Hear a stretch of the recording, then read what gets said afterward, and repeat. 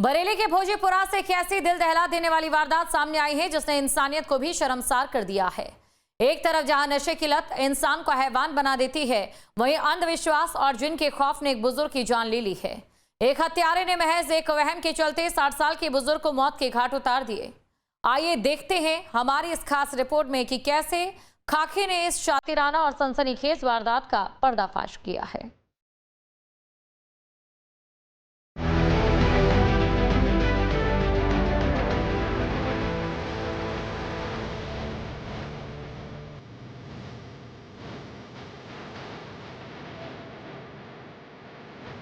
रात के आगोश में जब दुनिया नींद की गहरी चादर ओढ़ लेती है, तब सन्नाटे के सीने को चीरती हुई एक ऐसी काली परछाई बाहर निकलती है जिसका कोई चेहरा नहीं होता, लेकिन उसकी उंगलियों पर खून की नदियां तैरती हैं।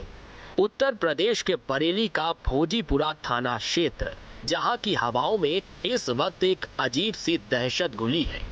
धौरा टांडा की वीरान पगडंडियों और खामोश सड़कों पर एक ऐसी रूहानी वहशत का साया मंडराया जिसने इंसानियत को रूह कपा देने वाले जख्म दिए। क्या ये सिर्फ एक नशेड़ी का वहम था या फिर परछाइयों के उस पार किसी अदृश्य शैतान ने एक बुजुर्ग की जिंदगी को मौत के घाट उतारने का खूनी फरमान सुनाया था।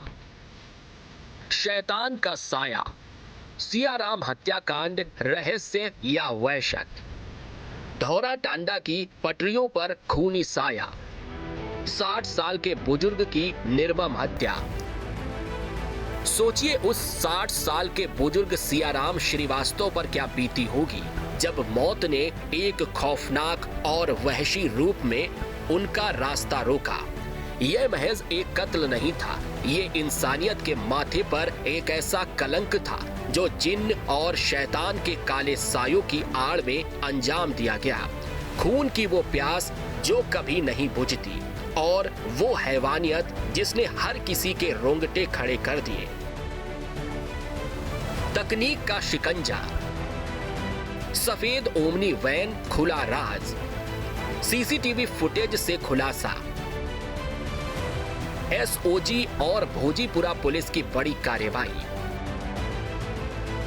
24 जुलाई की उस सर्द और खौफनाक सुबह जब धौरा टांडा निवासी सुरेश श्रीवास्तव ने अपने पिता सियाराम श्रीवास्तव की गुमशुदगी और हत्या का मुकदमा भोजीपुरा थाने में दर्ज कराया, तो किसी ने नहीं सोचा था कि ये मामला सिर्फ जमीन या संपत्ति के विवाद का नहीं, बल्कि एक अंधी वहशत की खूनी दास्तान है।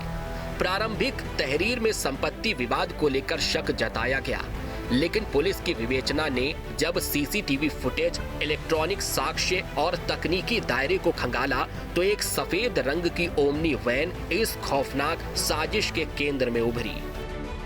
बरेली के थाना भोजीपुरा क्षेत्र में बड़ा ही चौंका देने वाला मामला प्रकाश में आया। 24 जुलाई को 60 वर्षीय बुजुर्ग की बेरहमी से हत्या कर दी गई और हत्या के बाद जब पुलिस ने तमाम साक्ष्य जुटाए और जब सीसीटीवी कैमरे खंगाले, तो वहां पर पता चला कि एक ओमनी वैन जो थी वो सीसीटीवी कैमरों में कैद हुई और जब उसका पूरा नेक्सस खंगाला गया तो पता चला कि एक ओमनी वैन ने पहले तो 60 वर्षीय बुजुर्ग सियाराम को पहले वैन से कुचला और उसके बाद उसमें से एक व्यक्ति उतरा और उसने उसकी पहले गला रेती और उसके बाद 17 बार चाकुओं से उसके ऊपर वार किए गए। 17 बार चाकुओं से उसको गोद कर निर्ममता से हत्या कर दी गई और शव को छोड़कर वहां से फरार हो गया। लेकिन जब पुलिस ने इस पूरे मामले में छानबीन की और जो वाहन चालक और इसमें पिता पुत्र दोनों को गिरफ्तार किया गया, तो इसमें अरमान ने जो तथ्य खुलासा जो किया है वो वाकई में सभी को हैरान कर देने वाला है। उसका कहना था कि ये हत्या वो नहीं करता था, दरअसल ये हत्या जिन भूत प्रेत उससे करवाते थे और उन्होंने ही उसको मारने के लिए कहा। हालांकि पुलिस से कि ये बात उसकी जो है गले नहीं उतरी और पुलिस ने जब पूरे मामले की छानबीन की तो पता चला कि ये युवक जो है मानसिक रूप से काफ़ी परेशान है और यही वजह थी जो उसने ऐसी हत्याएं करी हैं। इसमें डॉक्टरों की भी सलाह ली गई और पुलिस ने पूरे मामले की छानबीन करने के बाद आरोपी को गिरफ्तार करके जेल भेज दिया है। लेकिन वहीं बड़ी ही क्रूरता से जिस प्रकार इस घटना को अंजाम दिया गया है वो वाकई में लोगों को दिल दहला देने वाली है।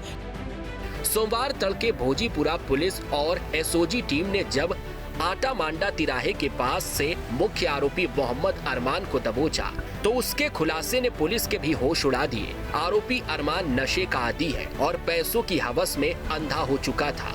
पूछताछ में अरमान ने जो कहानी सुनाई उसने हर सुनने वाले की रूह कपा दी।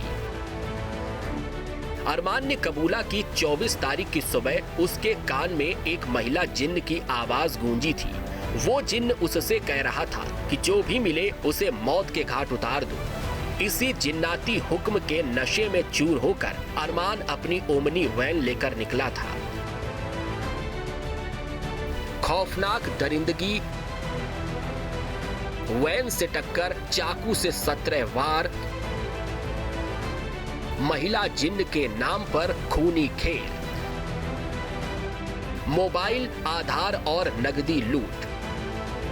बिबियापुर रोड पर जब बेकसूर सियाराम श्रीवास्तव पैदल गुजर रहे थे तो अरमान ने अपनी वैन से उन्हें जानबूझकर जोरदार टक्कर मारी। जब बुजुर्ग सड़क किनारे लहूलुहान होकर गिर पड़े तो इस वहशी दरिंदे ने क्रूरता की सारी हदें पार करते हुए चाकू से उनका गला रेत दिया और उनके सीने पर एक एक करके 17 घातक वार किए। सियाराम की सांसें थम गई और उनका शरीर खून से तालाब में तड़पता रह गया। इसके बाद कातिल ने मृतक का मोबाइल, आधार कार्ड और जेब में रखे 580 रुपए नगद लूटे और मौके से फरार हो गया। वो चीज ये कह रही थी मैं सामने आ जाऊंगी, तेरे कुछ नहीं होने दूंगी, तुझे ऐसे कान पर लड़की है और कुछ बच्चों की आवाज आती है। क्या कहा? ये नहीं कहा कि मार दे, किसको भी मार दे। मैंने इससे पहले मुस्लिम को भी मारा तो पुलिस आई, मेरे को लेके ही नहीं गई उन चीजों की वजह से। शायद ये चीज क्या पता छुआती हूँ। हाँ, छुड़ा दिया शायद। हाँ, गाड़ी पे था। हाँ, मैसेज नहीं आया था कोई, बस ये बोला मार दे तू जाके, वरना गाली बक रही थी ये घर में नहीं रहने दूंगी, ऐसा है वैसा है।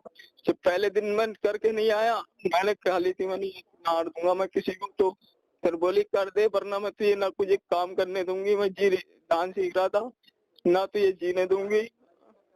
हाँ, मार दिया मैंने उनको, चाकू से मार दिया। चले छाती में चाकू मारे मैंने। खाकी की गिरफ्त, पिता इम्तियाज भी गिरफ्तार। पीलीभीत भागने की थी साजिश, चाकू, खून से सने कपड़े बरामद।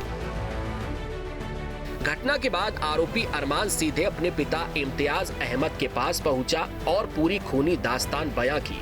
बाप बेटे ने मिलकर खून से सने कपड़े, हत्या में प्रयुक्त चाकू और मृतक का तमाम कीमती सामान एक थैले में भरकर गाड़ी की सीट के नीचे छिपा दिया।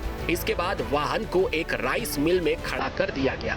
वे इस खूनी सबूत को मिटाने और हमेशा के लिए दफनाने के लिए पीलीभीत की ओर भागने की फिराक में थे, लेकिन खाकी की चौकसी और एसओजी की पैनी नजरों ने उनके मंसूबों पर पानी फेर दिया। पुलिस ने आरोपी की निशानदेही पर ओमनी वैन, आला कत्ल चाकू, मृतक का आधार कार्ड, मोबाइल, 580 रुपए नगद, वाहन के टूटे शीशे के टुकड़े, खून से सनी शर्ट और गमछा बरामद कर लिया। चाकू की बरामदगी के बाद इस मुकदमे में आर्म्स एक्ट की गंभीर धाराएं भी जोड़ दी गई। साक्ष्य छिपाने के आरोप में पिता इम्तियाज अहमद को भी गिरफ्तार कर लिया गया।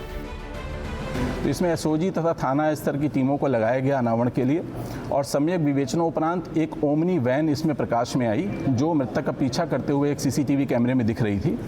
और उस ओमनी वैन को जब वापस बैक ट्रैक किया हम लोगों ने तो वापसी में उसका शीशा टूटा हुआ था फ्रंट का। तो इसमें डेवलप करके फिर जब गहनता से विवेचना की तो एक अभियुक्त का नाम प्रकाश में आया जिसका नाम अरमान पुत्र इम्तियाज है, जो कि 19 वर्षीय है और नशे का आदी है। इस अभियुक्त को गिरफ्तार करके गहराई से पूछताछ करने पर उसने घटना का इकबाल किया और इसके पिता ने इसके साक्ष्य छिपाने में इसकी मदद की है, तो उनको भी गिरफ्तार किया गया साक्ष्य छिपाने के आरोप में।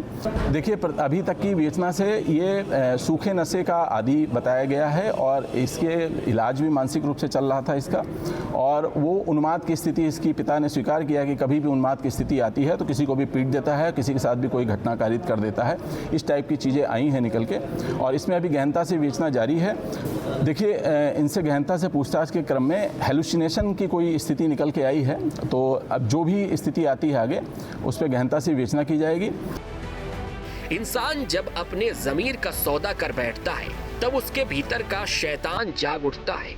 जिन और भूत प्रेत की आड़ में भले ही कातिल ने कानून की आंखों में धूल झोंकने की कोशिश की हो, लेकिन जुर्म के अंधेरे कितने भी गहरे क्यों न हो, खाकी का उजाला हर गुनाह को बेनकाब कर देता है। सियाराम श्रीवास्तव की वह चीख आज भी भोजीपुरा की हवाओं में गूंजती है, जो यह याद दिलाती है कि नशा और वहशत जब सिर चढ़कर बोलते हैं तो खून की एक एक बूंद हिसाब मांगती है। न्याय का फंदा, अंधविश्वास और नशे का अंत, सलाखों के पीछे कातिल बाप बेटे, सत्य की जीत, फरेब का खात्मा। सलाखों के पीछे पहुंच चुके अरमान और उसके पिता का यह अंजाम इस बात का सबूत है कि शैतान चाहे लाख पर्दे डाले, न्याय की तलवार और हर साजिश को चीरकर अपना रास्ता बना ही लेती है। अपराध की इस खौफनाक दास्तान का ये पन्ना भले ही बंद हो रहा हो, लेकिन ये समाज के लिए एक गहरा सबक छोड़ जाता है कि अंधविश्वास और नशे की दलदल में उतरने वाला हर शख्स आखिरकार बर्बादी के उस गड्ढे में जा गिरता है जहां से वापसी का कोई रास्ता नहीं होता। क्राइम कंट्रोल के लिए टीम न्यूज़ स्टेट।